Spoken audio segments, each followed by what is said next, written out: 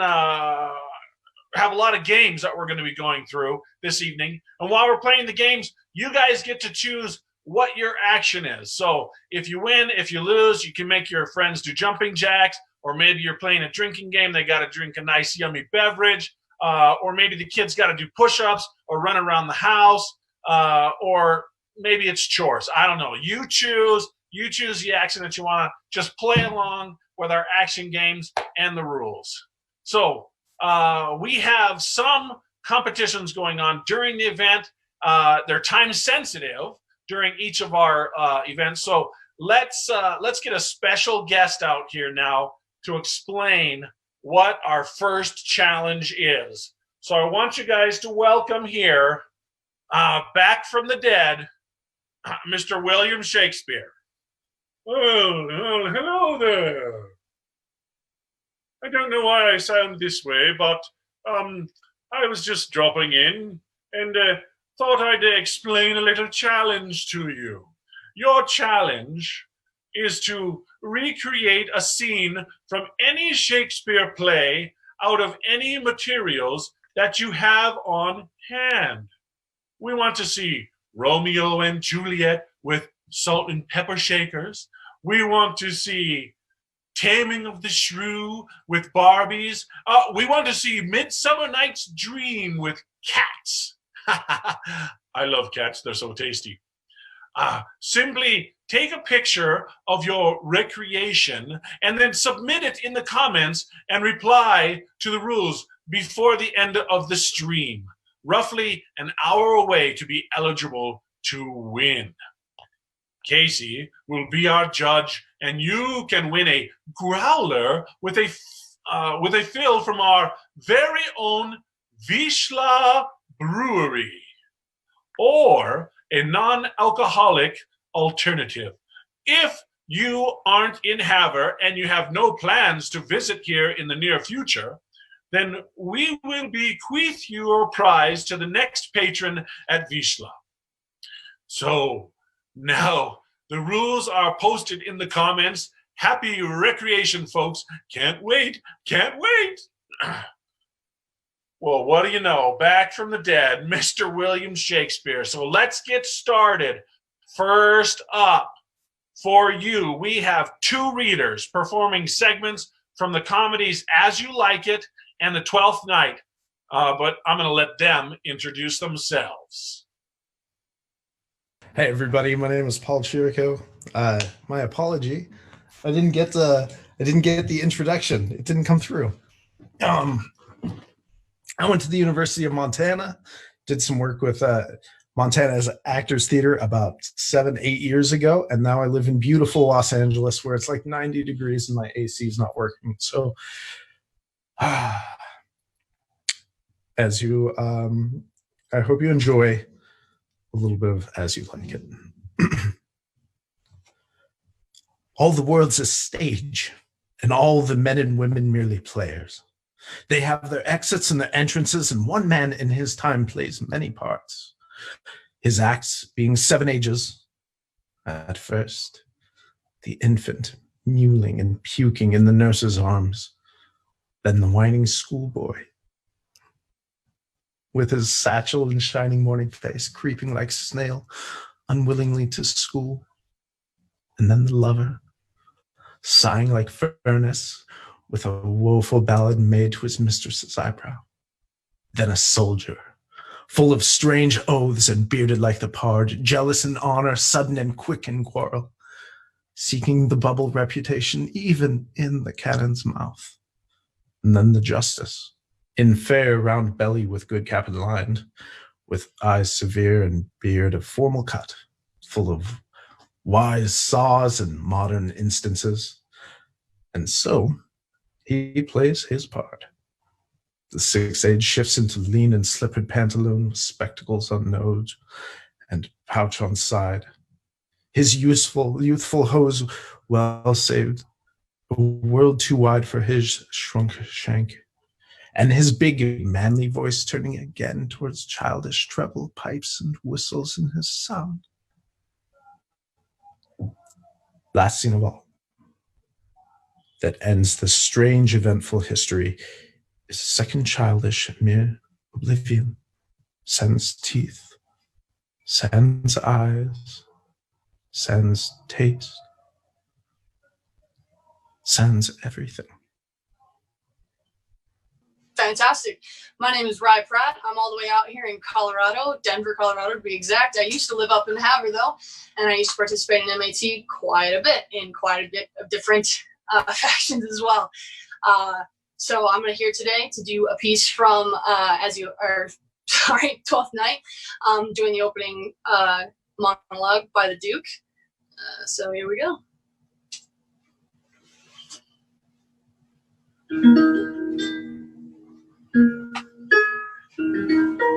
Oh.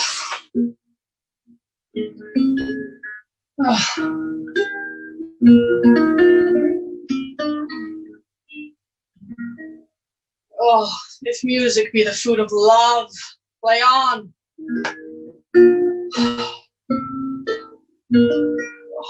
Give me excessive that fight.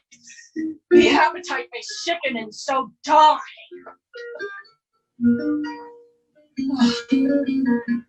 Oh, that strain again. It had a dying fall. Oh, it came o'er my ear like the sweet sound that breathes upon a bank of violets, stealing and giving odor. Enough. No more. 'Tis not so sweet now as it was before. Oh, spirit of love. Oh, how quick and fresh art thou, that notwithstanding thy capacity receiveth as the sea, not enters there of what validity and pitch soever, but falls into abatement of low price even in a minute. Ugh, so full of shapes is fancy, that it alone is high fantastical. Wow. Awesome. Awesome works, guys. Thank you. Paul, thanks for coming all the way here from LA, and Rye from Denver. Cheers. That was cool. All right, folks. Up next, we have four excellent performers coming to you from Montana and Wyoming. Well, let me grab Shakes. Shakes, come on back in here. All right. Well, good evening again, and thank you for inviting me. Your challenge, should you choose to accept it, is to make your very own impromptu Shakespearean neck ruffle. Look how beautiful mine is. Yes, it's so beautiful. This can be paper. This can also be towels. This can be your little white cat. You have until the end of Grant and Reed's performance to submit a photo of your creation in the comments. Winner receives a growler and from the Old Station Brewery in Havre, Montana. And pay it forward rules apply for anyone winning outside of Havre. Root beer is included. Ready, set, and go. Hi, everybody. I'm Cameron Michael Faring, and I'm coming to you currently from Riverton, Wyoming. I had the pleasure of getting to know MAT in Missoula all the way back in 2009 through the original production of Rocky Horror at the Wilma and through the monthly cabarets that were happening. And I'm really excited to help wish Bill a happy birthday today. So, in that vein, today I will be performing Flavius from Timon of Athens, Act 4, Scene 2.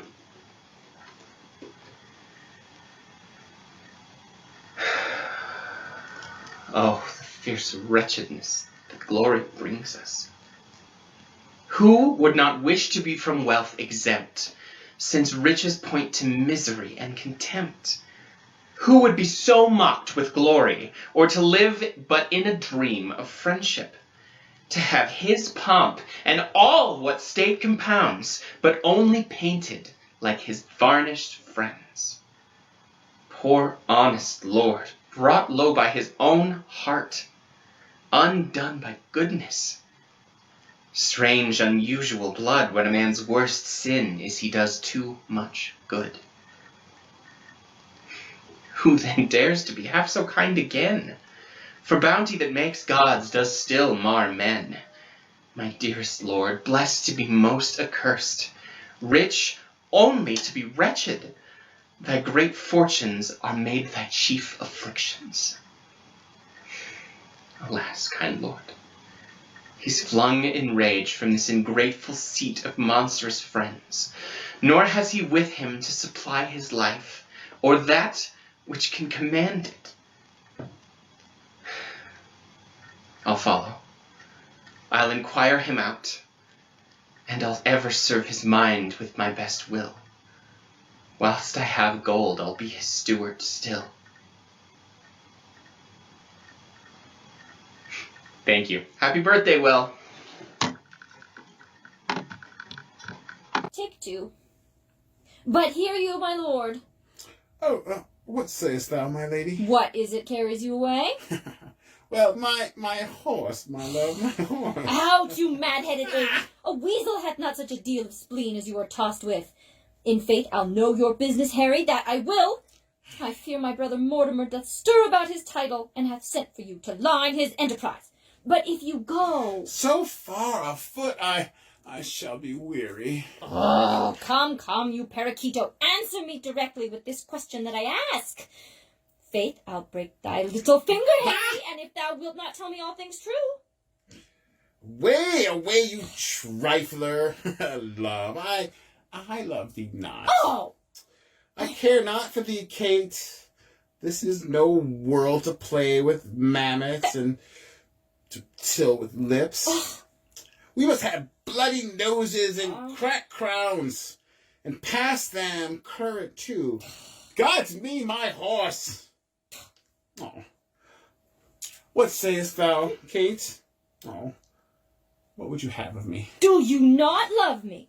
Do you not indeed? Well, do not then, for since you love me not, I will not love myself. Do you not love me? Nay, tell me if you speak in jest or no. Oh, come, wilt thou see me ride? When I am a horseback, I will swear I love thee infinitely. But hark you, Kate, I must not have you henceforth question me, whither I go, nor reason whereabout. Whether I must, I must. And to conclude, this evening I must leave you, gentle Kate. Look, I know you wise, but no further wise than Harry Percy's wife. Constant you are, but yet a woman. And for secrecy, no lady closer. For I well believe thou wilt not utter what thou dost not know. And so far, I will trust thee, gentle Kate. Oh, so far. And not an inch further. But hark you, Kate, whither I go, hither shall you go. Today I set forth, tomorrow you. Oh. Will this not content you, Kate? Well, it must, of force.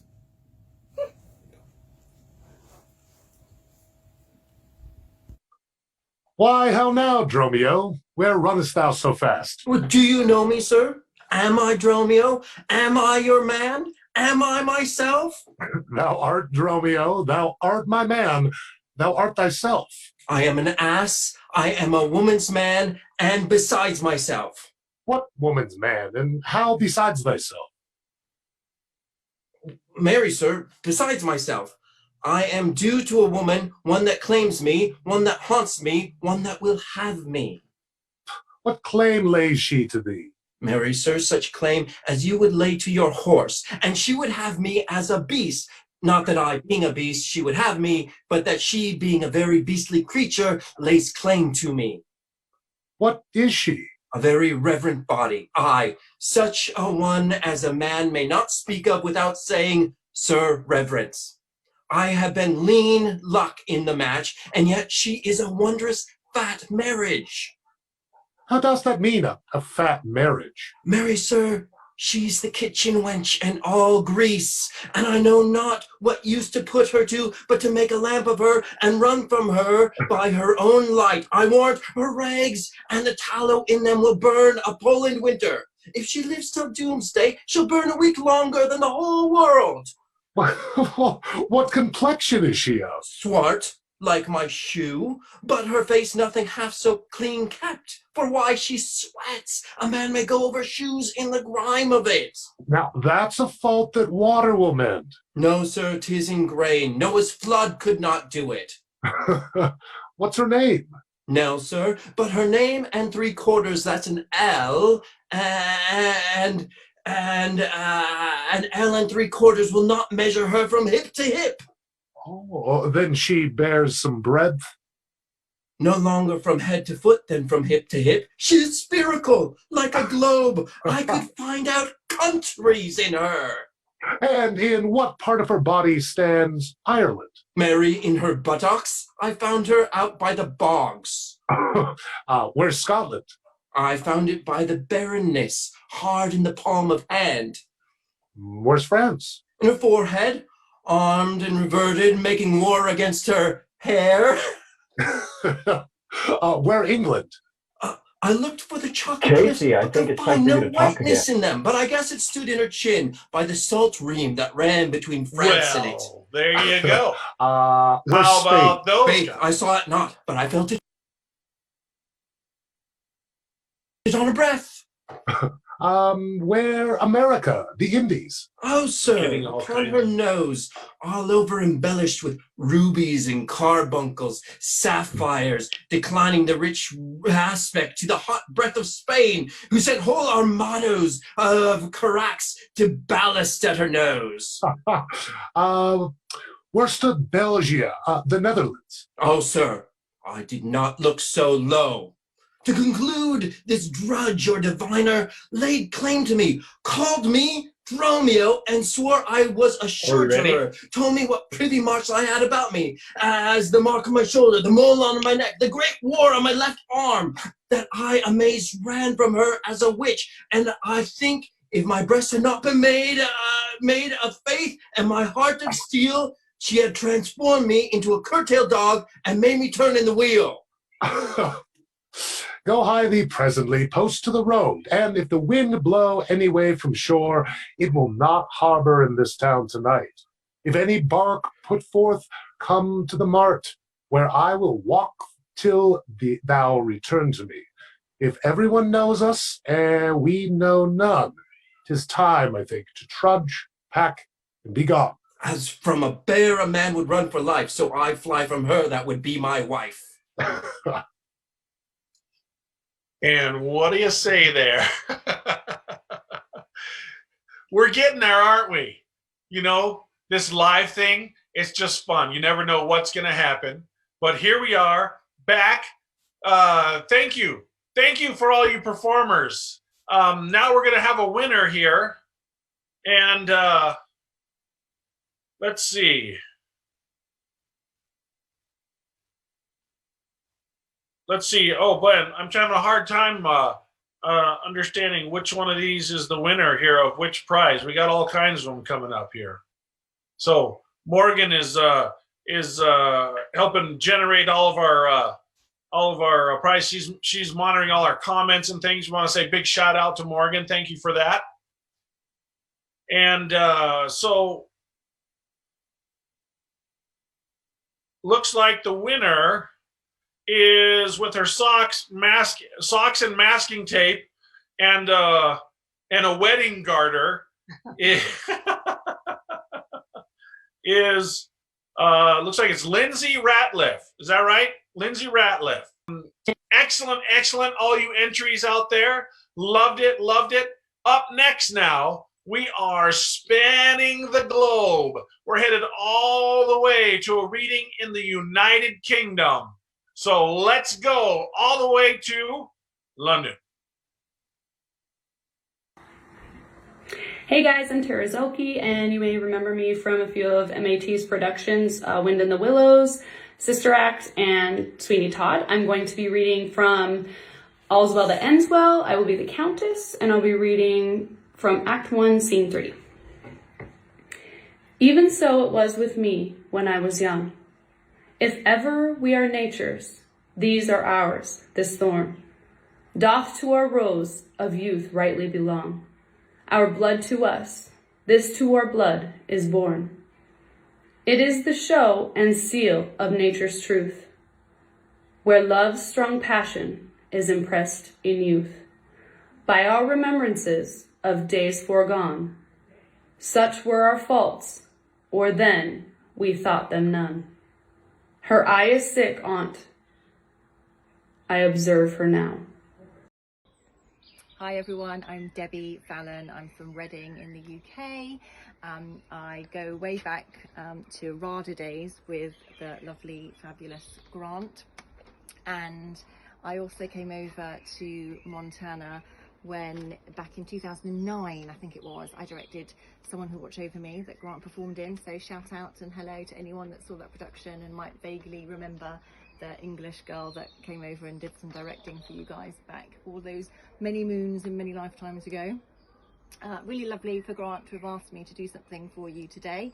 I do lots of teaching and directing, not so much acting, so possibly a little bit rusty, so apologies if this is really rubbish. I think he only asked me because he was desperate and I have quite a nice English accent. I am doing a piece from As You Like It, playing Rosalind, Act 3, Scene 5. Here we go. And why, I pray you, who might be your mother that you insult, exalt, and all at once over the wretched... What? Though you have no beauty? As by my faith I see no more in you than without candle may go dark to bed. Must you be therefore proud and pitiless? Why? What means this? Why do you look at me? I see no more in you than in the ordinary of nature's sail work. Odds my little life, I think she means to tangle my eyes too. No, faith, proud mistress, hope not after it. 'Tis not your inky brows, your black silk hair, your bugle eyeballs, nor your cheek of cream that can entain my spirits to your worship. You foolish shepherd, wherefore do you follow her? Like foggy south, puffing with wind and rain, you are 1,000 times a properer man than she a woman. 'Tis such fools as you that make the world full of ill-favoured children. 'Tis not her glass, but you that flatters her, and out of you she sees herself more proper than any of her lineaments can show her. But mistress, know yourself. Down on your knees, and thank heaven fasting for a good man's love. For I must tell you friendly in your ear, sell when you can. You are not for all markets. Cry the man mercy. Love him. Take his offer. Foul is most foul, being foul to be a scoffer. So take her to thee, shepherd. Fare you well. Hi there, I'm Sam French. You may have seen me most recently in MAT's most recent production of A Man and Two Governors. I played Pauline. Now please enjoy this monologue from Antony and Cleopatra, Act 4, Scene 15. I'll be reading Cleopatra. No more! But even a woman, and commanded by such poor passion as the maid that milks and does the meanest chores. It were for me to throw my scepter at the injurious gods, to tell them that this world did equal theirs till they had stolen our jewel. Alt but not. Patience is Scottish, and impatience does become a dog that's mad. Then is it sin to rush into the secret house of death, and death dare to come to us? How do you, women? What good cheer? Why, how now, Charmaine? My noble girls, oh, women, look, our lamp is spent, it's out. Good sirs, take heart, we'll bury him. And then what's brave, what's noble? Let's do it after the high Roman fashion, and make death proud to take us. Come away. The case of that huge spirit now is cold. Ah, women, women, come. We have no friend but resolution, and the briefest end. Thank you. Goodbye. Hey, back, everybody. That was pretty sweet. That was awesome. Eventually, we made it to London, came back to the States. That was pretty cool. You never know what's going to happen. We're live. Did I mention that? We're live? First time, unprecedented. Here we go. That was just, I just want to say thanks. This is incredible. It's really fun. It's fun. It's awesome to see all these performers from everywhere doing all these things. Some people I've worked with, some I've only heard about in legends. But hey, look, up next, we have a couple of tragedies, we got a couple of comedies, and we got 5 amazing Montanans. So looks like we're also up for our second lightning round competition of the evening. So let me bring back in Mr. William Shakespeare to explain what things are. Well, thank you for bringing me back. Your challenge is to make the best portrait of the first performer in this section.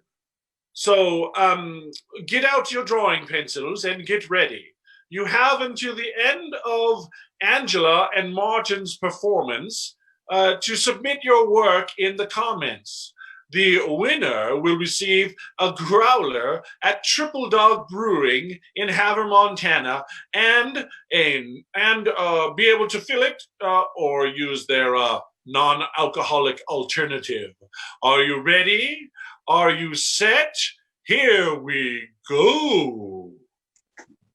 Hi, I'm Andy Daniel. I'm the marketing director for MAT, and I'll be reading a piece from Richard II. This is the Duchess of Gloucester.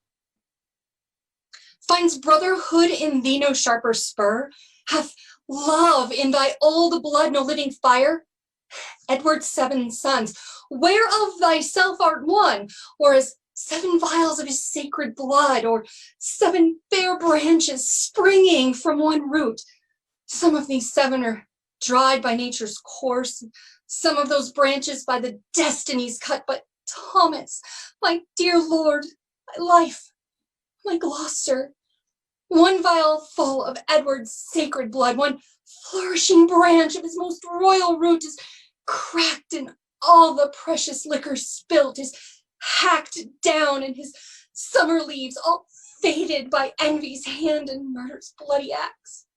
Oh, God, his blood was thine, thy bed, that womb, that metal, that self-mold that fashioned thee, made him a man, and though thou livest and breathest, yet art thou slain in him. Thou dost consent in some large measure to thy father's death, and that thou seest thy wretched brother die, who was the model of thy father's life. Call it not patience, Gaunt. It is despair. In suffering thus thy brother to be slaughtered, thou showest the naked pathway to thy life, or teaching stern murder how to butcher thee. That which in mean men we entitle patience is pale, cold cowardice in noble breasts. What shall I say? To safeguard thine own life, the best way is to venge my Gloucester's death. In reference to Shakespeare's birthday, I will be doing Act 1, Scene 3 of Hamlet, Polonius's addressing Laertes.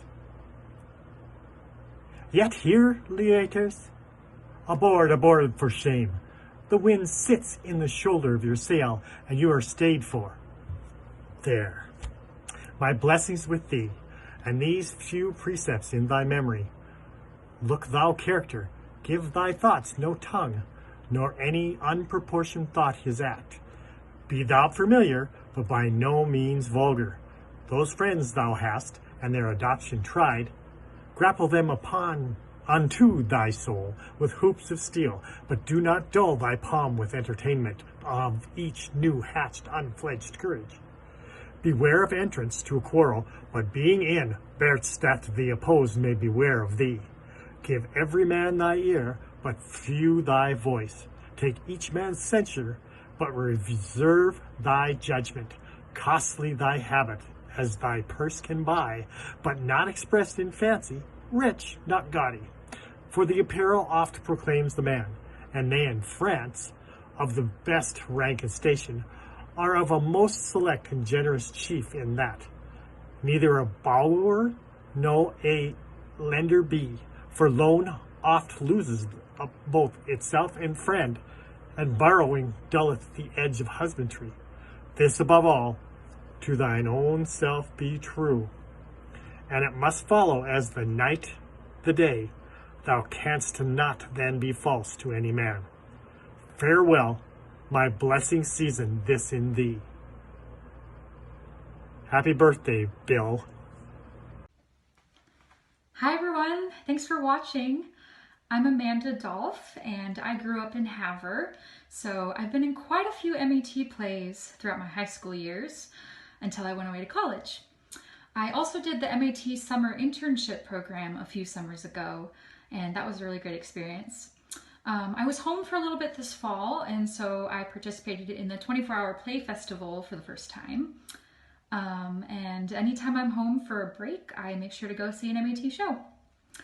I will be doing a monologue from Love's Labour's Lost, Act 5, Scene 2, and we'll be playing the Princess of France. A time, methinks, too short to make a world without end bargain in. No, no, my lord, your grace is perjured much, full of dear guiltiness, and therefore this. If for my love, as there is no such cause, you will do aught, this shall you do for me. Your oath I will not trust, but go with speed to some forlorn and naked hermitage, remote from all the pleasures of this world. There stay until the 12 celestial signs have brought about their annual reckoning.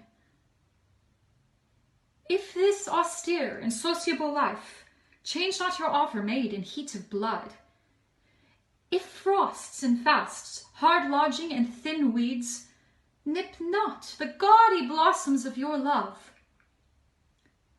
but that it bear this trial and last love, then at the end of the year, come challenge me by these deserts, and by this virgin palm now kissing thine, I will be thine. But till that instant, shut my woeful self up in a mourning house, raining the tears of lamentation for the remembrance of my father's death.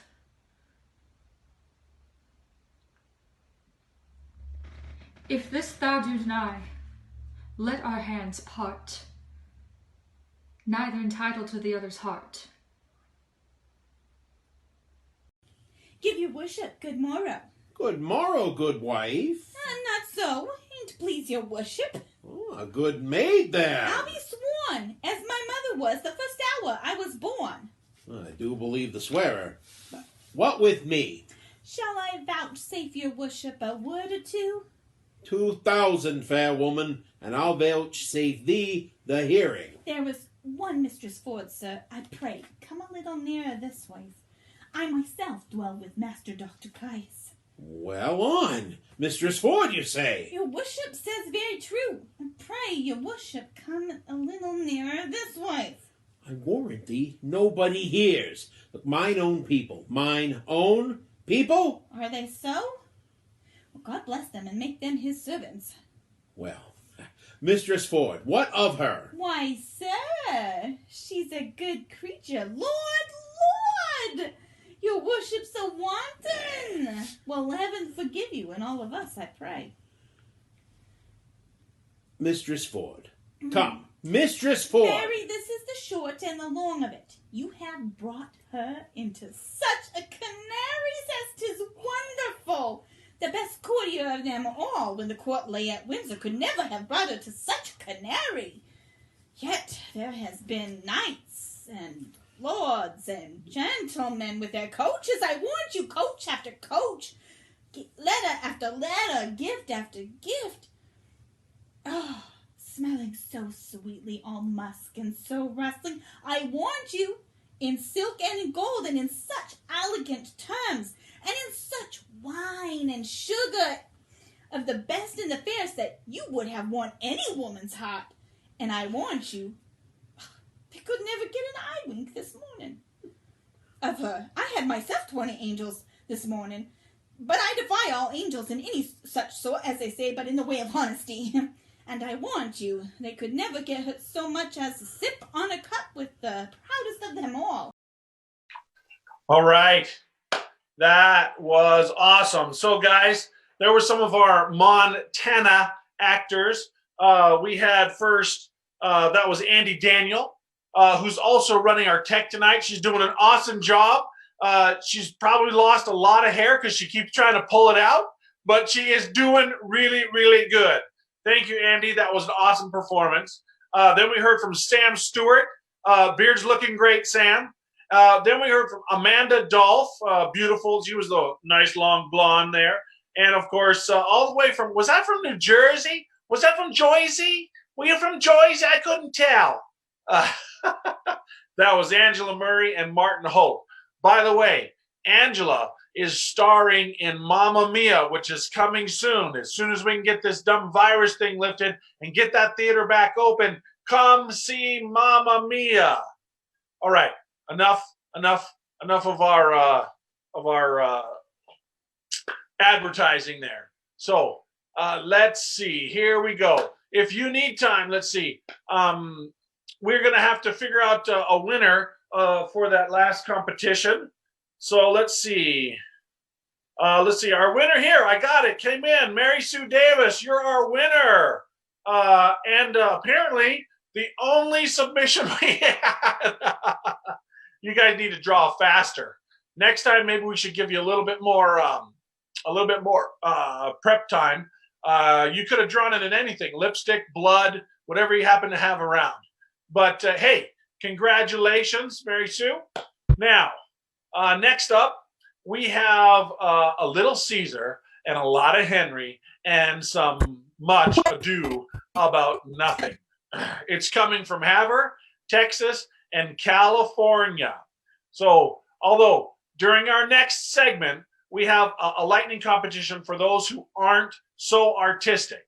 So, your challenge is to post in the comments the best Shakespearean style insult that you can come up with. All right? You have until the end of our next segment. One of my favorite ones that he uses, and Grant even said one in his performances, is "You are an ass." Love that one. Anyways, you have until the end of our next segment, which will be concluded with the performances of Chris Torma and Hillary Bard. So good luck, and here we go. What mean you, Caesar? Think you walk forth? You shall not stir out of your house today. Caesar, I never stood on ceremonies, yet now they fright me. There is one within, besides the things that we have heard and seen, recounts most horrid sights seen by the watch. A lioness hath whelped into the streets, and graves have yawned, and yield up their dead. Fierce fiery warriors fought upon the clouds, in ranks and squadrons and right form of war, which drizzled blood upon the Capitol. The noise of battle hurtled in the air, horses did neigh, and dying men did groan, and ghosts did shriek and squeal about the streets. O Caesar, these things are beyond all use, and I do fear them. When beggars die, there are no comets seen. The heavens themselves blaze forth the death of princes. Alas, my lord, your wisdom is consumed in confidence. Do not go forth today. Call it my fear.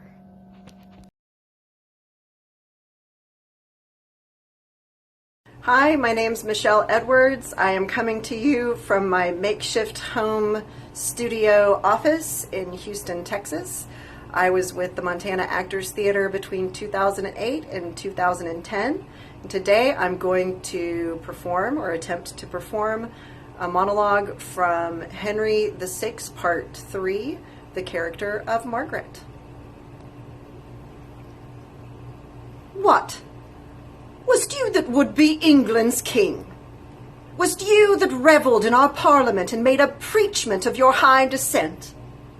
Where are your mess of sons to back you now, the wanton Edward and the lusty George?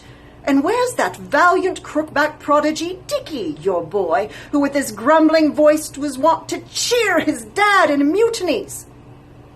Or with the rest, where is your darling Rutland? Look, York, I stained this napkin with the blood that valiant Clifford with his rapier's point made issue from the bosom of the boy, and if thine eyes can water for his death, I give thee this to dry thy cheeks withal. Alas, poor York, but that I hate thee deadly, I should lament thy miserable state.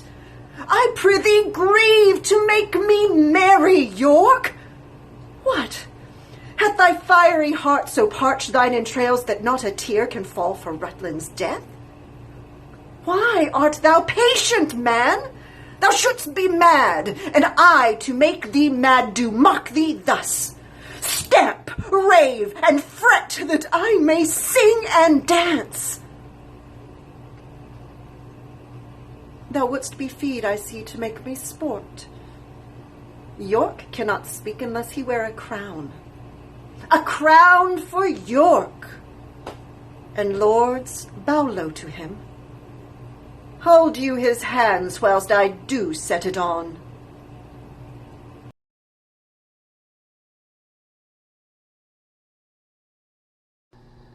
Hello, my name's T.C. Knutson, and you might know me from MAT's production of 39 Steps. Today I will be performing an excerpt from Henry VIII, Act 5, Scene 1. Know you not how your state stands in the world? With the whole world? Your enemies are many, and not small. Their practices must bear the same proportion, and not ever the justice and the truth of the question carries the due of the verdict with it. At what ease might corrupt minds procure knaves as corrupt to swear against you? Such things have been done. You are potently opposed, and with a malice of as great size. Ween you of better luck, I mean, in perjured witness, than your master, whose minister you are, whilst here he liveth upon this naughty earth. Go to, you take a precipice for no leap of danger, and woo your own destruction.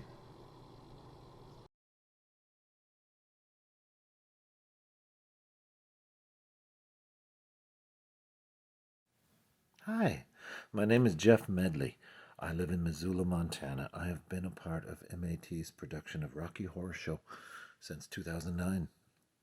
Grant Olson has asked me to read a little section of Two Gentlemen of Verona.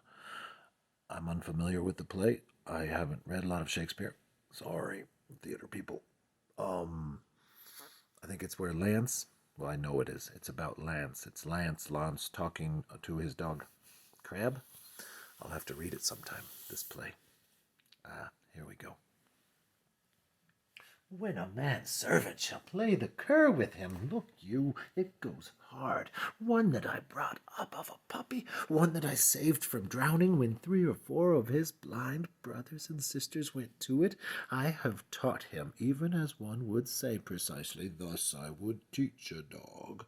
I was sent to deliver him as a present to Mistress Sylvia from my master, and I came no sooner into the dining chamber, but he steps me to her trencher, and steals her capon's leg. Oh, 'tis a foul thing when a cur cannot keep himself in all companies. I would have, as one should say, one that takes upon him to be a dog indeed, to be, as it were, a dog at all things. If I had not had more wit than he to take a fault upon me that he did, I think verily he had been hanged for it. Sure as I live, he had suffered for it. You shall judge. He thrusts me himself into the company of 3 or 4 gentlemen like dogs under the Duke's table. He had not been there, bless the mark, a pissing while, but all the chamber smelt him. Out with the dog, says one. What cur is that, says another. Whip him out, says the third. Hang him up, says the Duke. I, having been acquainted with the smell before, knew it was crab, and goes me to the fellow that whips the dogs. Friend, quoth I, you mean to whip the dog? Ay, marry, do I, quoth he. You do him the more wrong, quoth I. 'Twas I did the thing, you what of? He makes me no more ado, but whips me out of the chamber. How many masters would do this for his servant? Nay, I'll be sworn, I have sat in the stocks for puddings he hath stolen, otherwise he had been executed. I have stood on the pillory for geese he hath killed, otherwise he had suffered for it. Thou thinkest not of this now. Nay, I remember the trick you served me when I took my leave of Madam Sylvia. Did not I bid thee still mark me and do as I do? When didst thou see me heave up my leg and make water against a gentlewoman's farthingale? Didst thou ever see me do such a trick?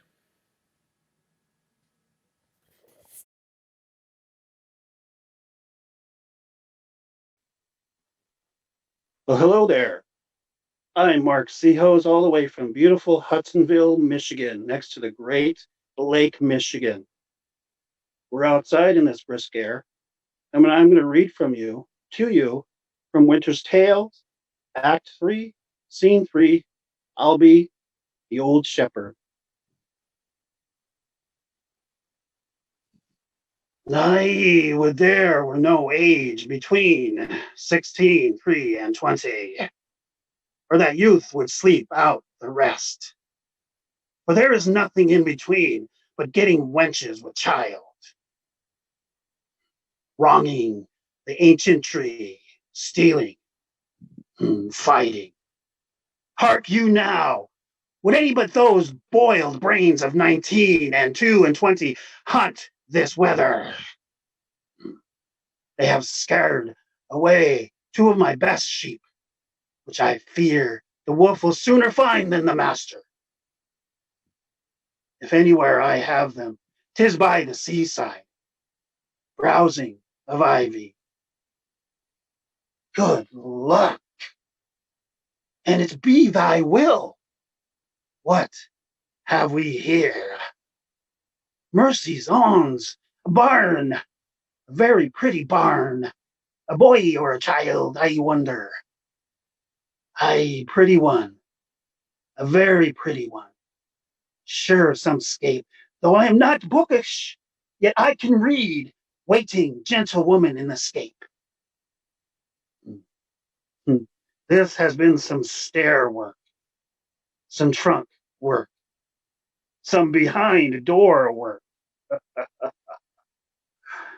They were warmer that got this, and the poor thing is here. I'll take it up for pity, yet I will tarry till my son come. He hallooed, but even now, whoa!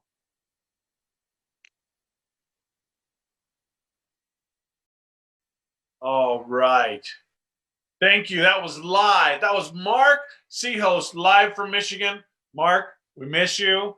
We miss your fuzzy little mustache. And looks like you're missing it too, because I didn't see it on that cute little face of yours. I miss you, bud.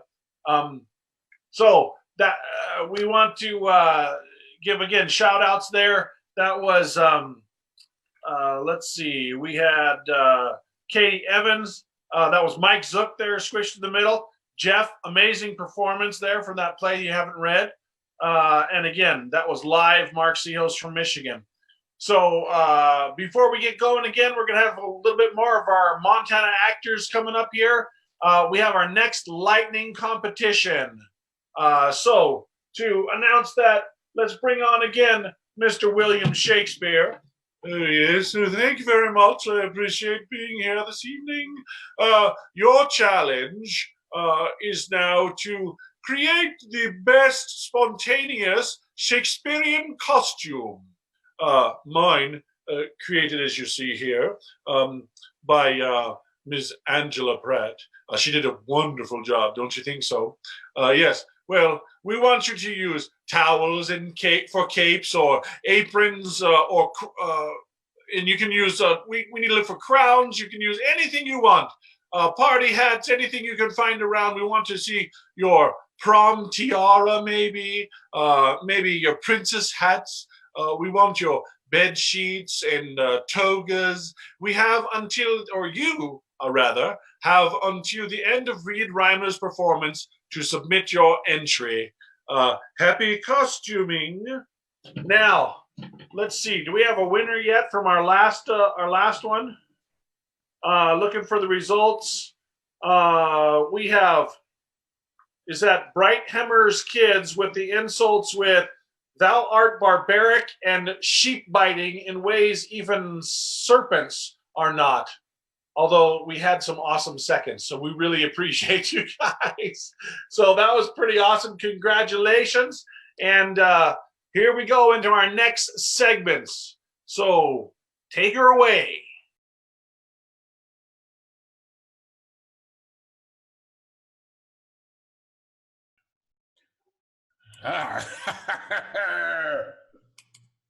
Tell me how. Art thou not horribly afraid? Doth not thy blood thrill at it? Do thou stand for my father and examine me upon the particulars of my life. Ooh, shall I? Content. Well, this chair shall be my state. This dagger my scepter. And, this hat my crown.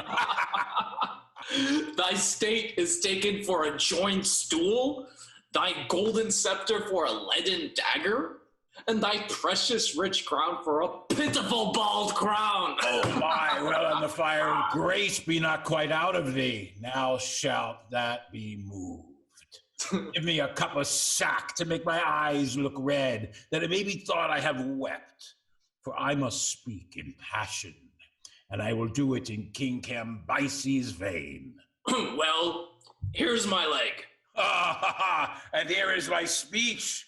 Stand aside, nobility. Why, what a rascal art thou then? Ooh, peace, good pint pot. Peace, good tickle braid.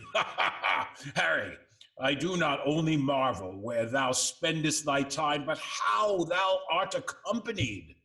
For though the chamomile, the more it is trodden on, the faster it grows. Yet youth, the more it is wasted, the sooner it wears. Thou art my son.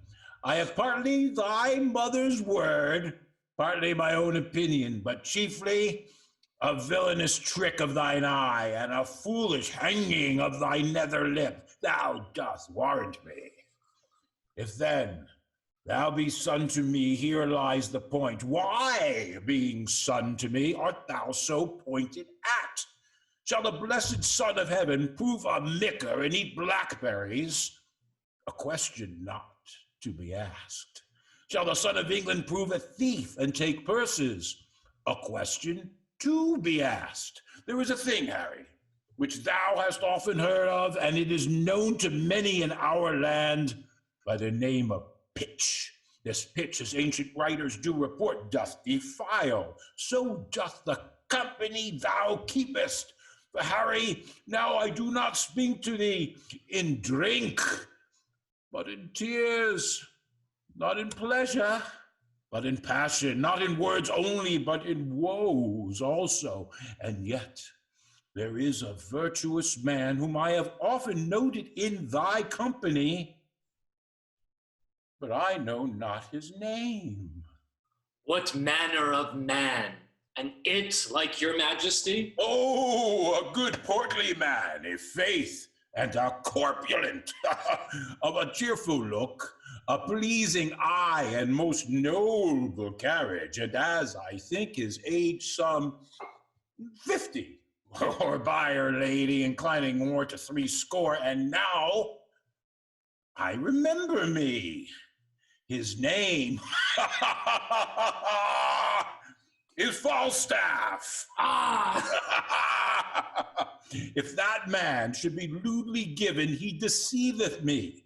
For Harry, I see virtue in his looks.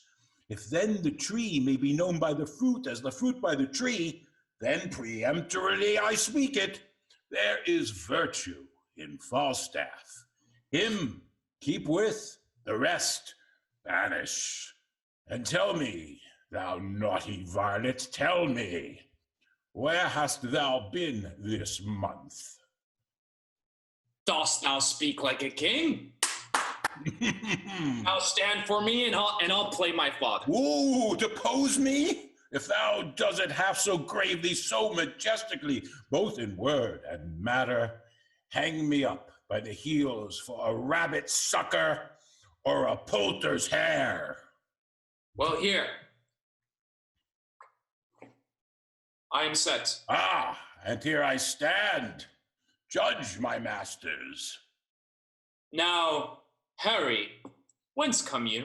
Oh, my noble lord, from Eastcheap.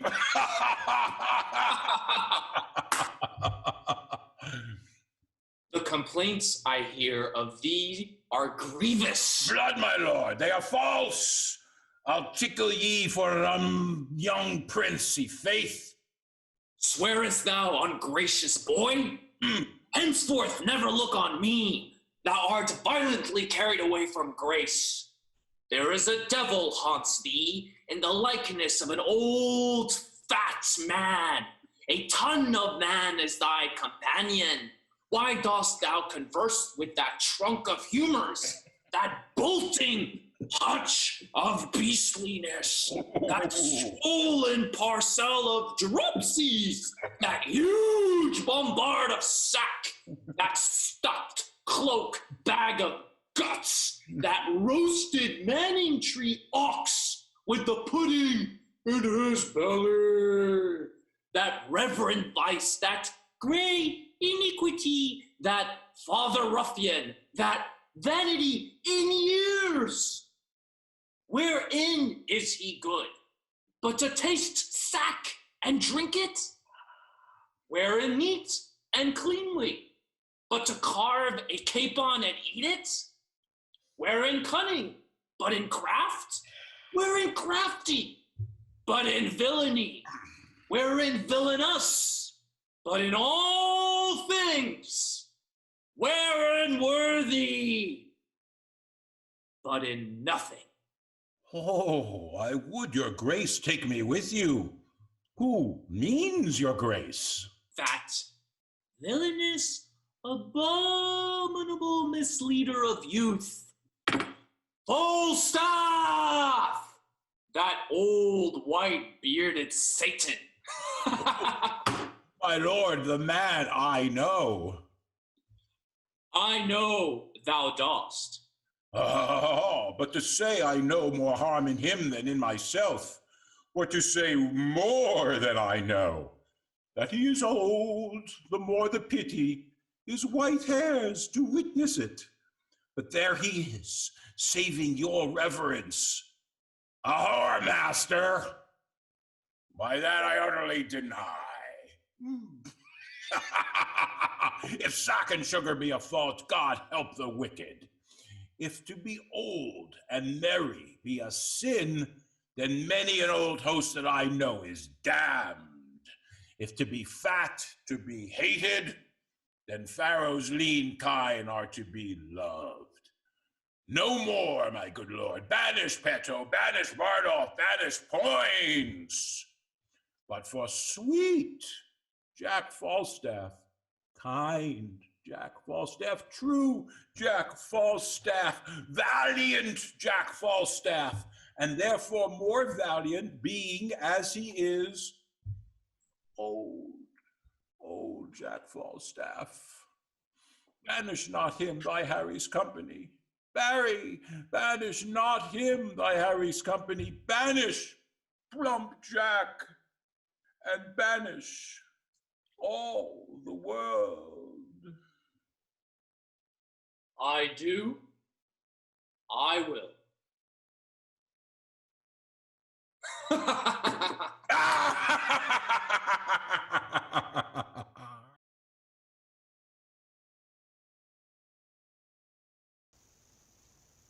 My gentle Puck, come hither.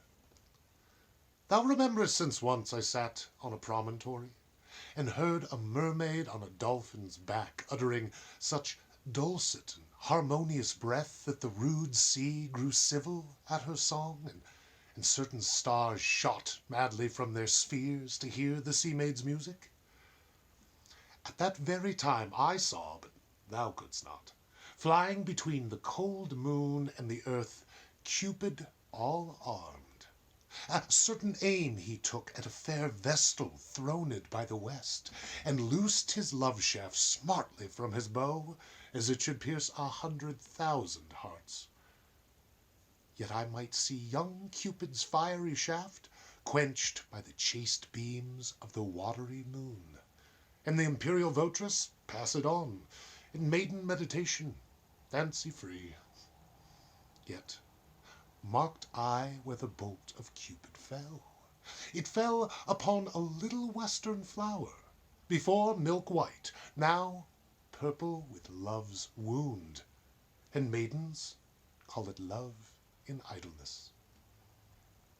Fetch me this flower, this herb I shewed thee once, for the juice of it on sleeping eyelids laid will make or man or woman madly dote on the next live creature that it sees. Fetch me this herb, and be thou here again ere the Leviathan can swim a league.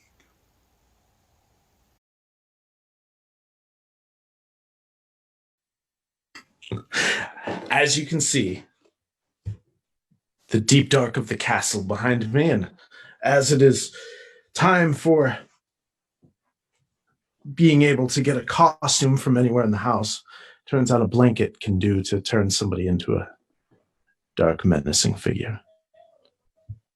And now I present to you Measure for Measure, Act 4, Scene 4. This deed unshapes me quite, makes me unpregnant and dull to all proceedings. A deflowered maid, and by an eminent body that enforced the law against it. But that her tender shame will not proclaim against her maiden's loss. How might she tongue me? Yet reason dares her no, for my authority bears of a credent bulk that no particular scandal once can touch, but it confounds the breather. He should have lived, save that riotous youth with dangerous sense might in the times to come have taken revenge, by so receiving a dishonored life with ransom of such shame. Would yet he had lived. Alack, when once our grace we might have forgot, nothing goes right. We would, and we would not. All right. That was some really good stuff.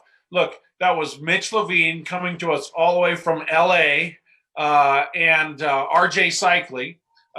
So wonderful stuff. Mitch was up here directing God Help Us with Ed Asner.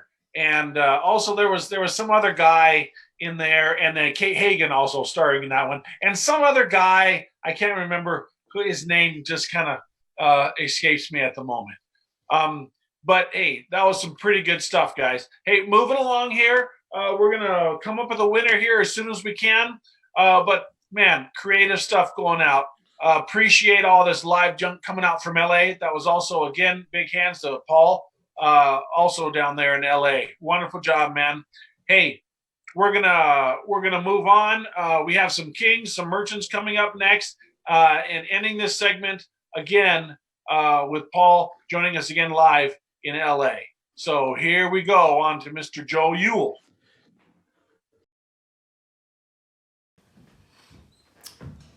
Ready? Yeah. I'm Joe Ewell. I used to work with Grant and all, and MAT for quite a few years. Have not done so for quite a few other years. But Gramps talked me into helping out with Shakespeare's birthday. So I'm going to read from scene Act 3, Scene 2. Blow, winds, and crack your cheeks. Rage, blow, you cataracts and hurricanes spout till you've drenched our steeples, drowned the cocks. You sulphurous and thought-executing fires, vaunt couriers of oak-cleaving thunderbolts, singe my white head. And thou all-shaking thunder, strike flat the thick rotundity of the world. Crack nature's mold, all Germans spill at once that makes an ungrateful man. Rumble thy belly full, spit fire, spout rain. No rain, wind, thunder, fire, my daughters. I tax not you, you elements, with unkindness. I never gave you kingdom, called you children. You owe me no subscription. Then let fall your horrible pleasure. Here I stand, your slave, a poor, infirm, weak, and despised old man. But yet I call you servile ministers, that will with two pernicious daughters join your high-engendered battles against a head so old and white as this. Oh, 'tis foul.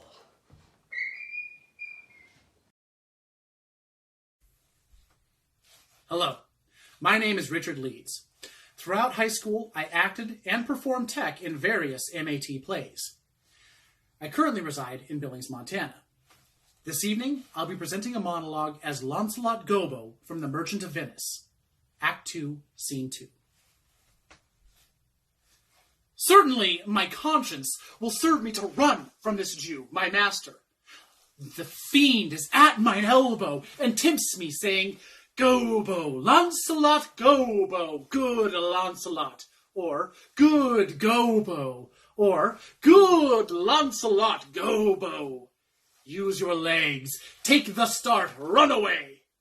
My conscience says to me, no, take heed, honest Lancelot, take heed, honest Gobbo, or, as aforementioned, honest Lancelot Gobbo. Do not run, scorn running with your heels. The most courageous fiend bids me pack. Thy, says the fiend, away, says the fiend. For the heavens, rouse up some brave mind, says the fiend, and run. My conscience, hanging about the neck of my heart, says very wisely to me, my honest friend Lancelot, being born of an honest man, or rather an honest woman, for my father did something smack, something grow too, well, he had a kind of taste. Well, my conscience says, Lancelot, budge not. Budge, says the fiend. Budge not, says the conscience. Conscience, say I, you counsel well. Fiend, say I, you counsel well. To be ruled by my conscience, I should stay with the Jew, my master, who, by God's mark, is a kind of devil. And to run from the Jew, I should be ruled by the fiend, who, well, saving your reverence, is the devil himself. Well, certainly the Jew is the very devil incarnate. And by my conscience is a kind of hard conscience, to offer to counsel me to stay with the Jew. The fiend offers the friendlier counsel. I will run, fiend. My heels are at your command. I will run. Thank you.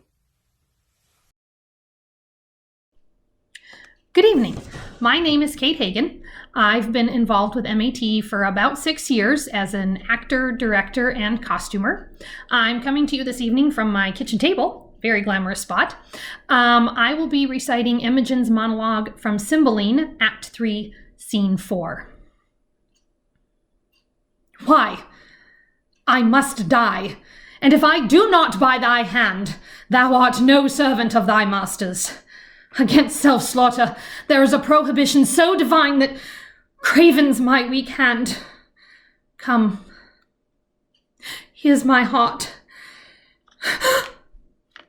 Something's afore it. Soft, soft, will no defence. Obedient is the scabbard. What is here? The scriptures of the loyal Leonatus. All turn to heresy. Away, away, corrupters of my faith! You shall no more be stomachers to my heart. Thus may poor fools believe false teachers. Though those that are betrayed do feel the treason sharply, yet the traitor stands in worse case of woe. And thou, Posthumus, that didst set up my disobedience against the king my father, and make me put into contempt the suits of princely fellows, shalt hereafter find it is no act of common passage, but a strain of rareness. And I grieve myself to think, when thou shalt be disedged by her that now thou tirest on, how thy memory will then be panged by me. Prithee dispatch. The lamb entreats the butcher. Where's thy knife? Thou art too slow to do thy master's bidding when I desire it too.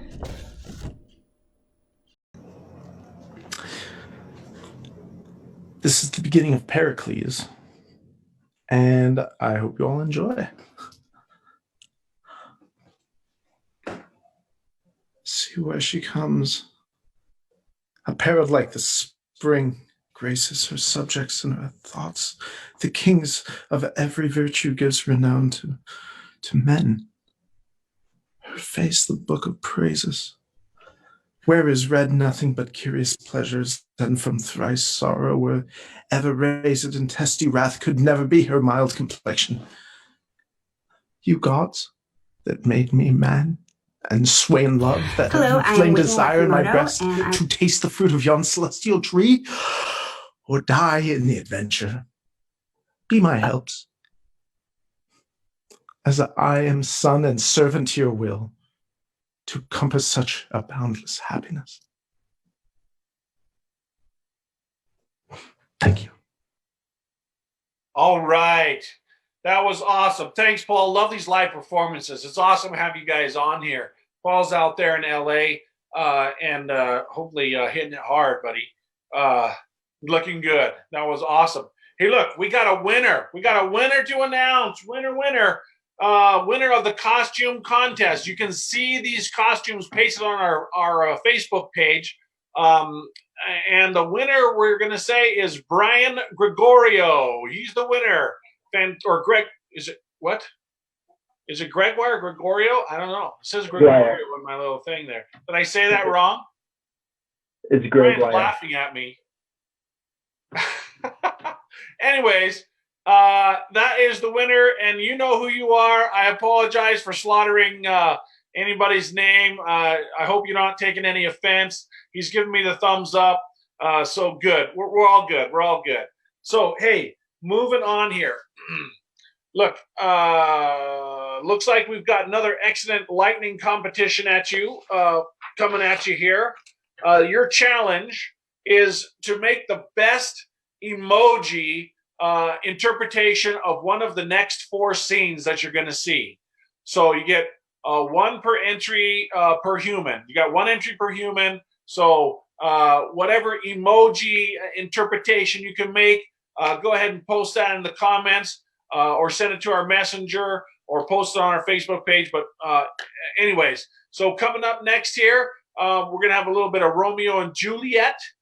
This is from another actor here, Whitney Yakimoto, coming out of Los Angeles. Then we're going to hear some more from Raker Wilson out of LA, followed by a wonderful couple that you're just going to love. You're just going to love them. You're going to love them. And after that, we're going to hear a little bit from Tom Dickens.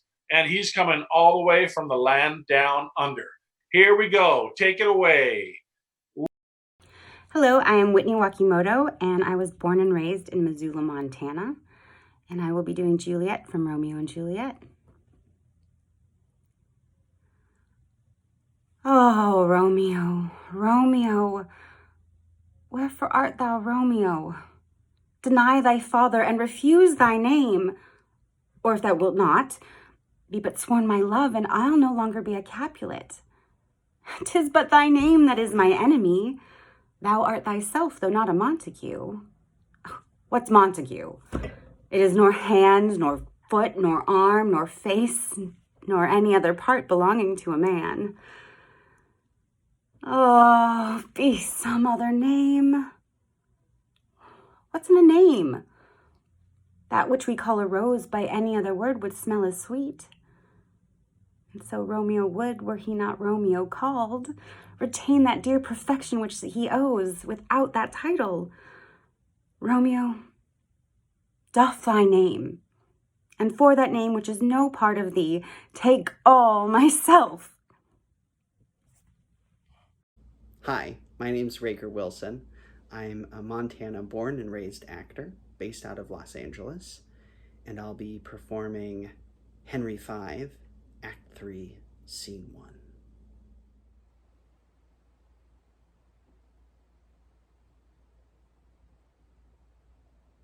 Once more, unto the breach, dear friends. Once more. We'll close the wall up with our English dead. In peace, there's nothing so becomes a man as modest stillness and humility. And when the blast of war blows in our ears, then imitate the action of the tiger. Stiffen sinews, summon up the blood, disguise fair nature with hard-favored rage. To lend the eye a terrible aspect, that pry through the portage of the head like a brass cannon, that the brow o'erwhelm it as fearfully as doth the galled rock o'erhang in Jutty's confounded base, swilled with the wild and wasteful ocean. Now, set teeth, stretch the nostrils wide, hold hard the breath, and bend up every spirit to his full height. On, you noblest English, whose blood is fed from fathers war-proved, fathers who, like so many Alexanders, have in these parts from morn till even fought, and sheathed their swords for lack of argument. Dishonor not your mothers. Now attest that those whom you called fathers did beget you. Be copied to men of grosser blood, and teach them how to war. And you, good yeoman, whose limbs were made in England, show us here the mettle of your pasture. Let us swear that you are worth your breeding, which I doubt not, for there is none of you so mean and base that hath not noble lustre in your eyes.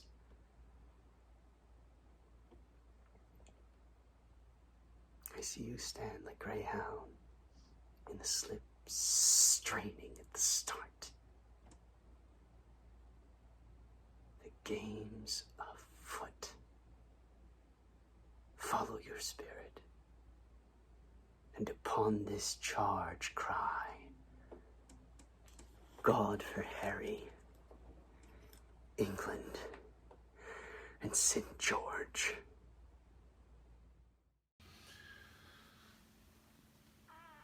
Good morrow, Kate, for that's your name, I hear. Well, have you heard? Something hard of hearing. They call me Katharina that do talk of me. You lie in faith, for you are called plain Kate. A bonny Kate, and sometimes Kate the Cursed. But Kate, the prettiest Kate in Christendom, Kate of Kate Hall, my super dainty Kate. For dainties are all Kates, and therefore Kate. Take this of me, Kate of my consolation. Hearing thy mildness praised in every town, thy virtue spoke of, and thy beauty sounded, yet not so deeply as to thee belongs, but myself am moved to woo thee for my wife. Oh, moved! Oh, in good time. Let him that moved you hither move you hence. I knew you at first. You were immovable. Why, what's a movable? A jointed stool. Oh, thou hast hit it. Come sit on me.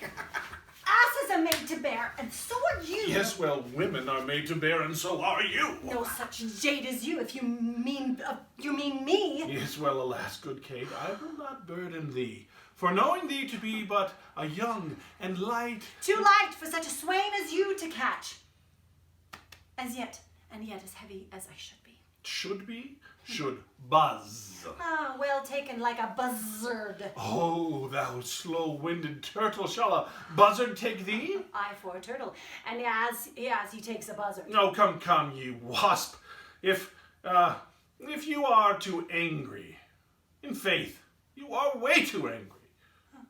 If I be waspish, best beware my sting. My remedy is to pluck it out. Aye, if the fool could find out where it lies. Ah, who knows where a wasp does keep his sting, but in his tail! In his tongue? Oh, whose tongue? Oh, yours, if you talk of tails. Wait. So farewell. What, with my tongue in your tail? Nay, come again, good Kate, I am a gentleman. Oh, that I'll try. I swear I'll cuff you if you strike again.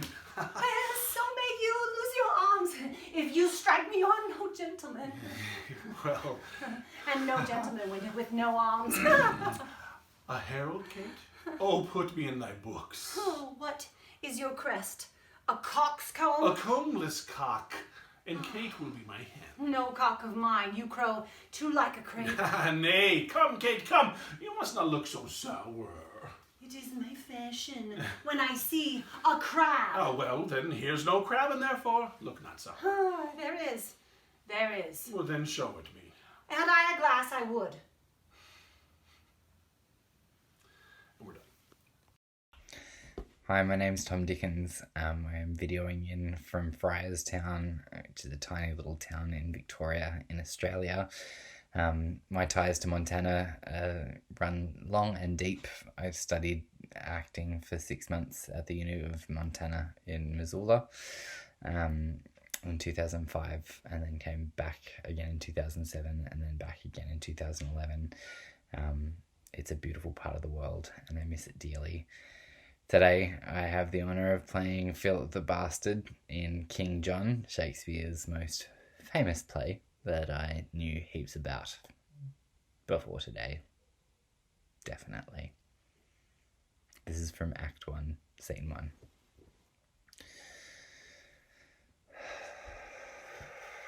A foot of honour better than I was, but many a foot of land the worse.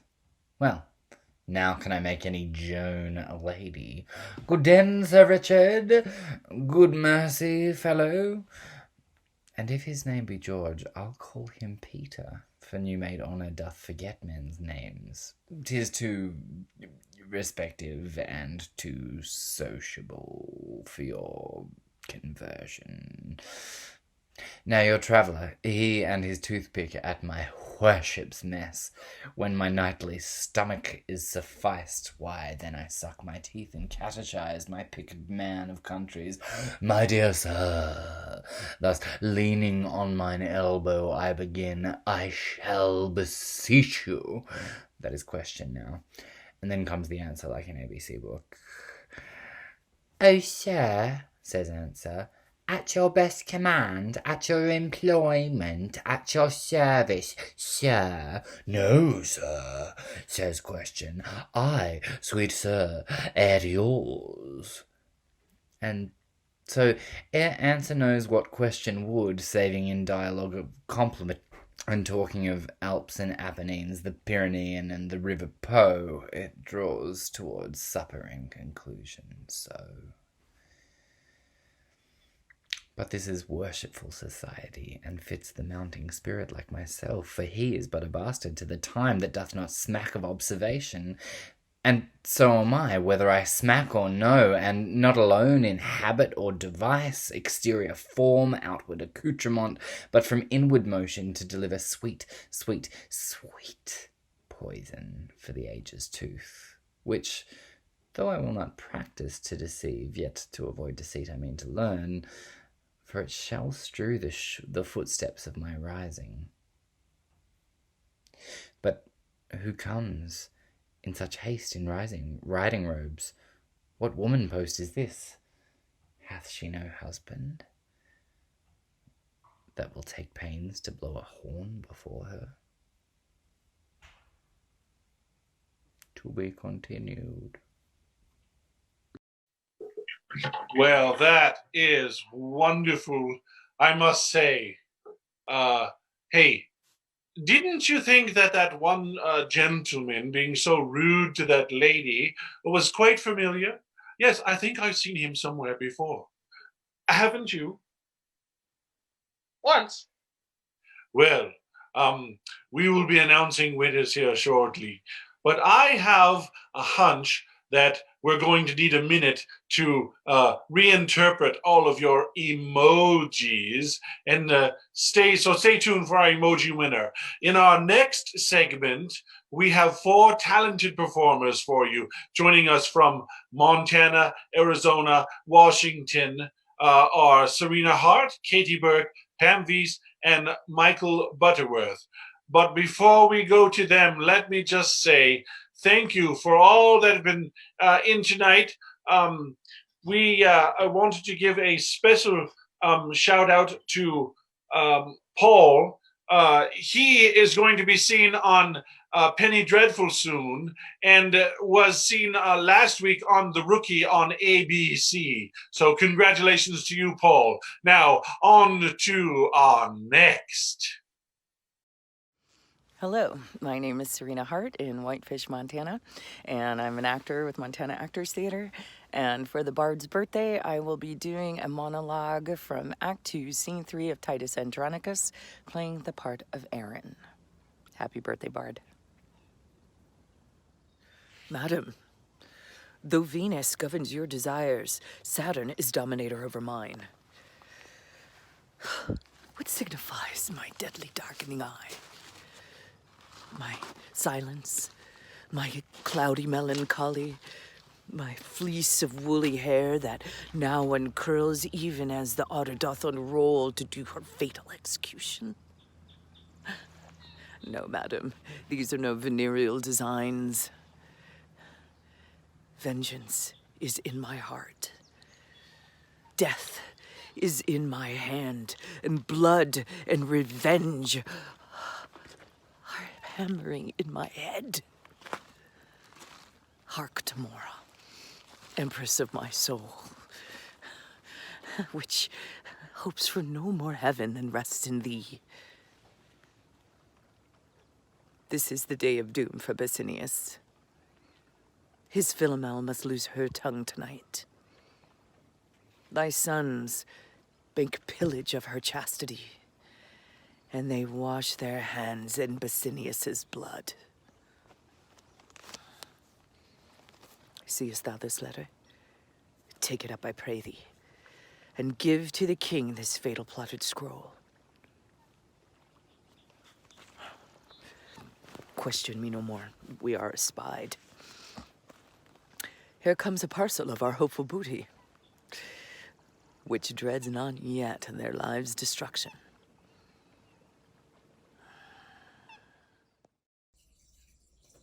Dauphin,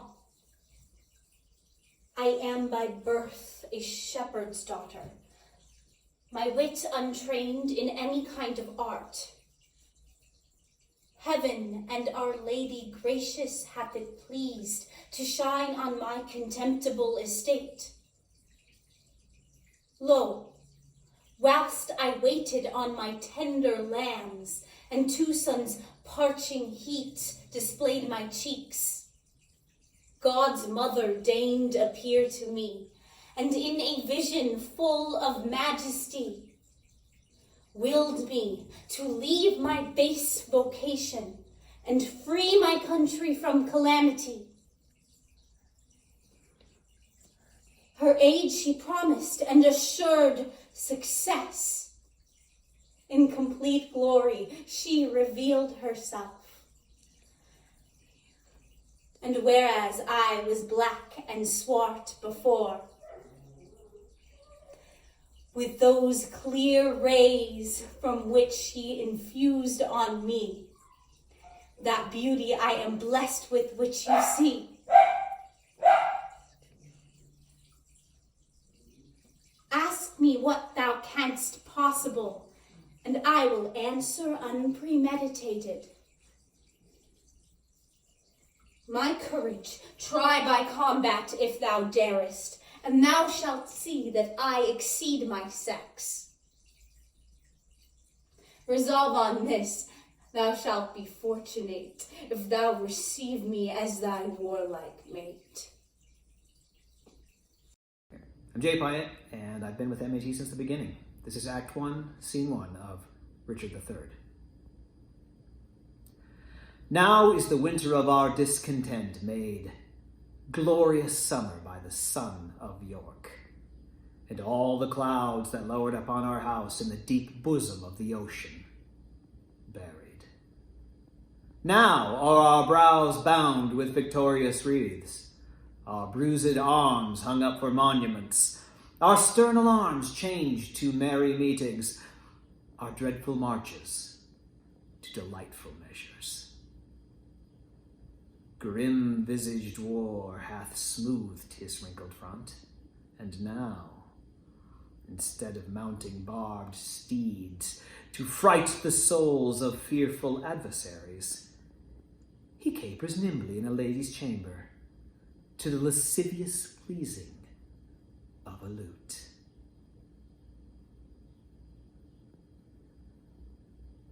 But I,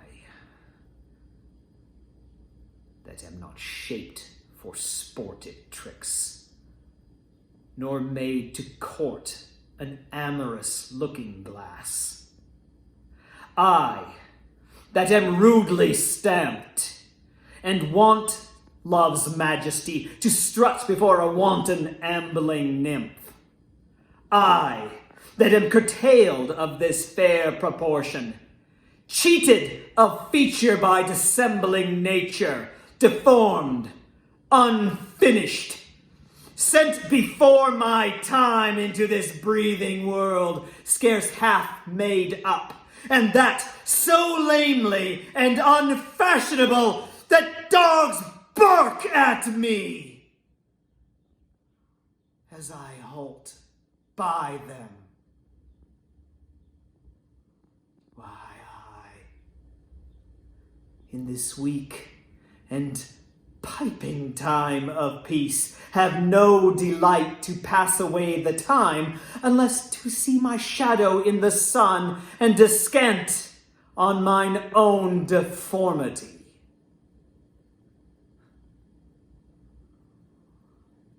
And therefore,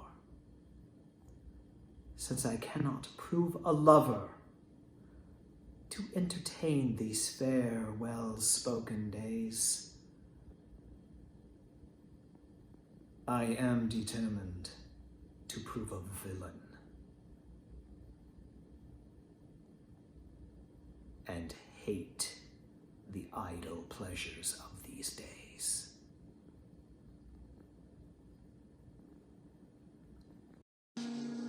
Hello, my name is Michael Butterworth, and I'm connected to MAT through the 2009 production of Dead Man's Cell Phone in Missoula. Here is my short film, Don't Trust Time, based on some lines from Troilus and Cressida. Time hath, my lord, a wallet at its back, wherein he puts alms for oblivion, a great-sized monster of ingratitudes. Those scraps are good deeds past, which are devoured as fast as they are made, forgot as soon as done. Perseverance, dear my lord, keeps honor bright. To have done is to hang quite out of fashion like a rusty mail in monumental mockery. Oh, let not virtue seek remuneration for the thing it was. For beauty, wit, high birth, vigor of bone, desert and service, love, friendship, charity, are all subjects all to envious and calumniating time. Happy birthday, Shakespeare!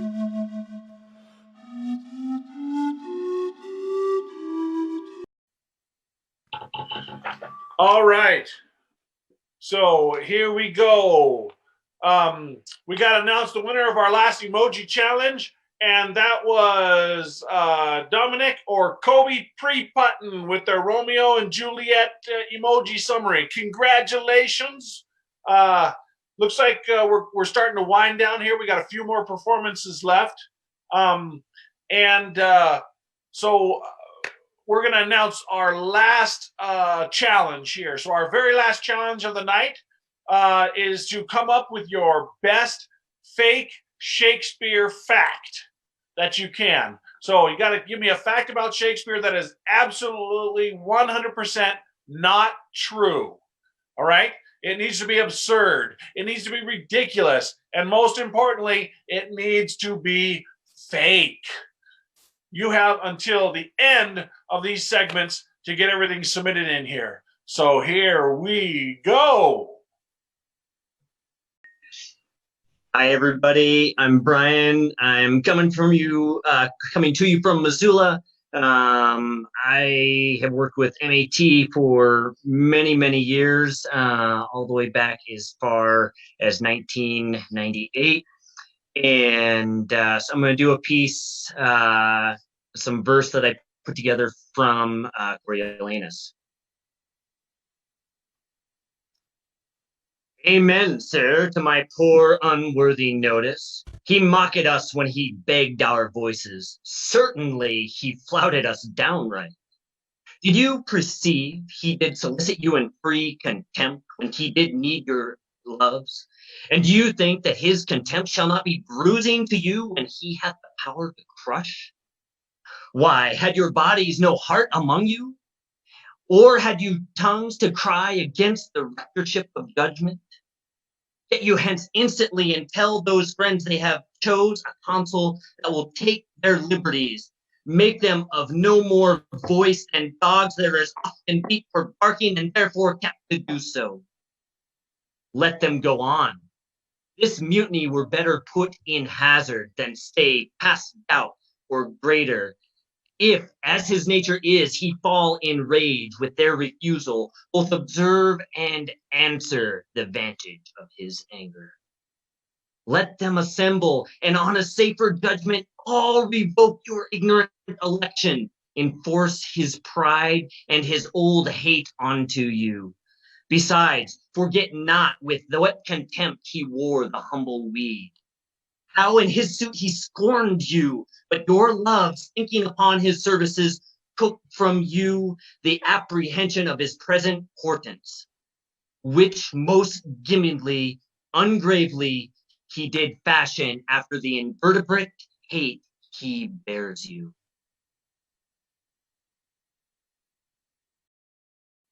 All right. And we are back again. Look, amazing performances. I want to say thank you to everybody. I know there's a few of you that we didn't get announced properly in there. Let's see. One of them was Katie Burke. She did the Henry VI Part 1 and the Joan of Arc. She was up here as an intern. And so we appreciate her and her contribution tonight and all the contributions of everybody else. where's my Shakespeare? I believe we got some sonnets and things. He didn't just write plays, but some sonnets, and so we're going to hear a few of those coming up. Once we get through that, we're just about done with the evening. So make sure that you're finishing up all of our challenges and get them posted. You can see follow-ups on everything and who won what, and the best costumes and all that is going to be posted on our Facebook page, so don't miss that. Shakespeare, he wasn't all about the plays. He had some sonnets too. So coming up here, we got Brian Gregoire, we got Tashia Gates in Montana, and we got Terrellin all the way from South Carolina. So good luck to you guys. We'll see you in a few minutes, and this is going to be one of our last segments. So hold on and get ready. Here's a little bit more about the Bard and his sonnets. Shall I compare thee to a summer's day? Thou art more lovely and more temperate.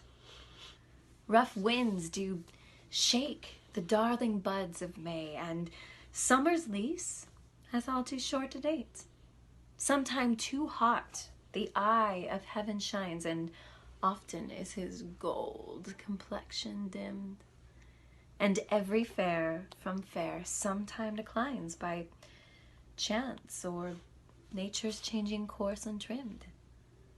But thy eternal summer shall not fade, nor lose possession of that fair thou owest.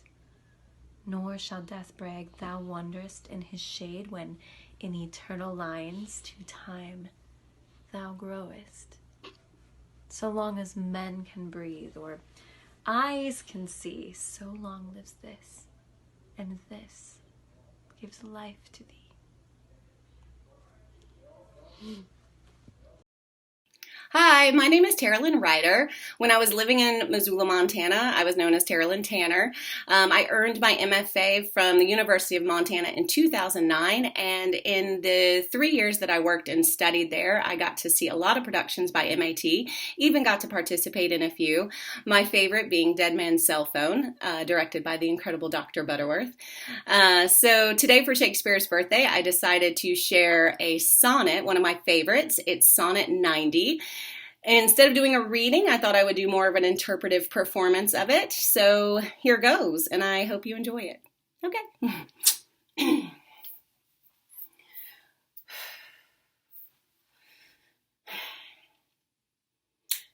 Then hate me if thou wilt, if ever now, while the world is bent my deeds to cross. Oh, join with the spite of fortune, make me bow. But do not drop in for after loss. Do not. When my heart has scaped this sorrow, come in the rearward of a conquered woe. Give not a windy night, a rainy morrow, to linger out of purposed overthrow. But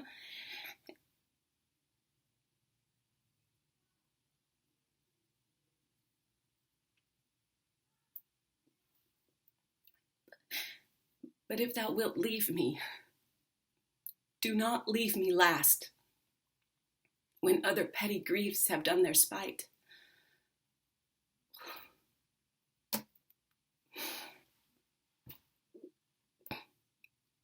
But in the onset come, so shall I feel the very worst of fortune's might. And the other strains of woe, which now seem woe, compared to the loss of thee, will not seem so.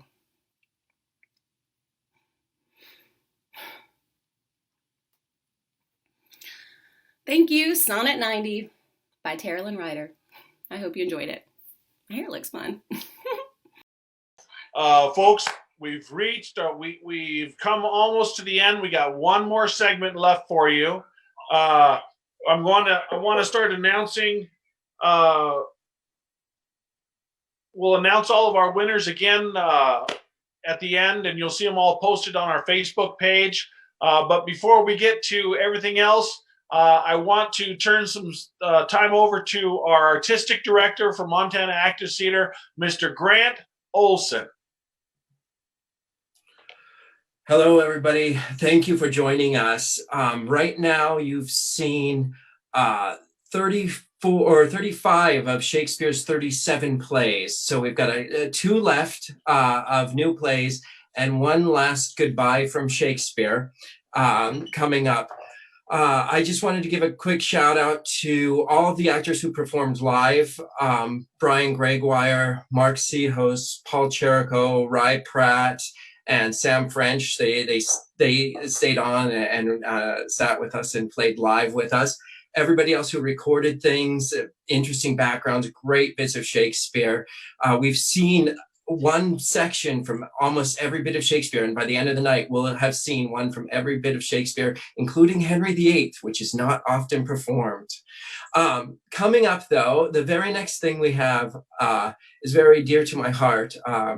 My first drama school at high school, Mr. John Musgrove, made us all memorize a monologue from the Scottish play. And he agreed to go ahead and give us that monologue tonight. So John Musgrove will be playing the title character from the Scottish play. I'm not going to curse us right now since we've been doing so well so far. And again, just one last big thank you to Morgan Evans-Lamayasva and Andy Daniel, who did all of the backstage work. They have been amazing to make this work. This was an insane idea. We started yesterday afternoon putting this together, and they did it. So thank you. And John, go ahead and take it away.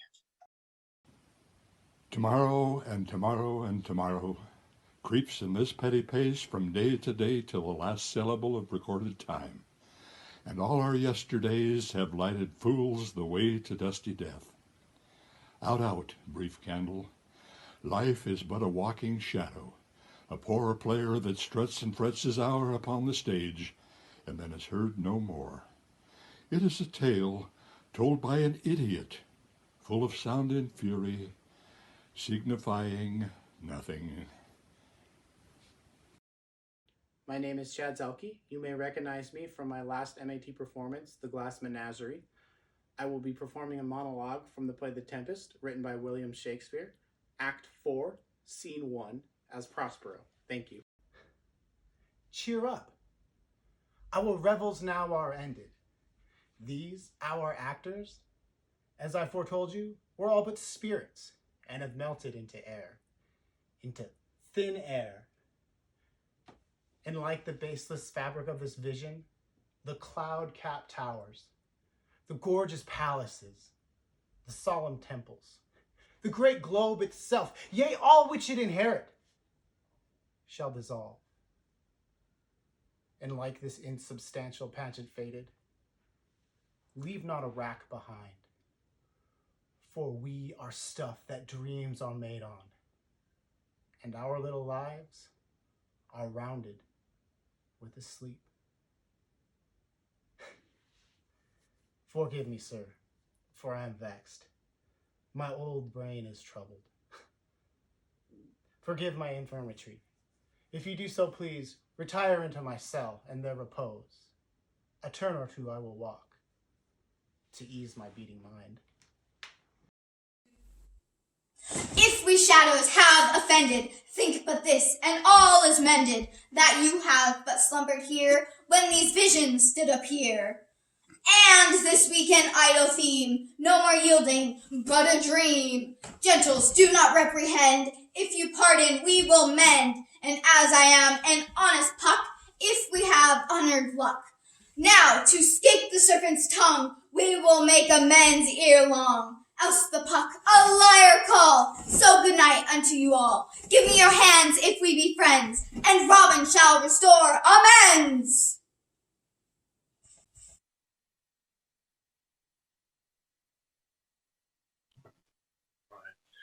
Hey, we want to say thank you to everybody who participated tonight. This has been a great, great evening. I want to announce the winner of our last contest. That's the false fact contest. That was Richard Leeds. Congratulations, Richard. All you actors, you did a wonderful job. This was, again, thrown together so quickly. big shout outs to Morgan and Andy for doing all the behind the scenes work. These guys have really, really pulled through for us. Thank you, Grant, for your inspiration. Thank you, Montana Actors Theater, for being able to support us in all of our arts. And we want to say thank you to William Shakespeare. We had a, yes, go ahead, wave, Bill. There you go. We had a great time this evening. Did you have a good time? Why, yes, I did. Thank you very much. Well, I just want to say happy birthday. Wish I had a cake for you, but maybe next time. What do you say? Hey, again, thanks for joining us, and have a great evening. Goodbye.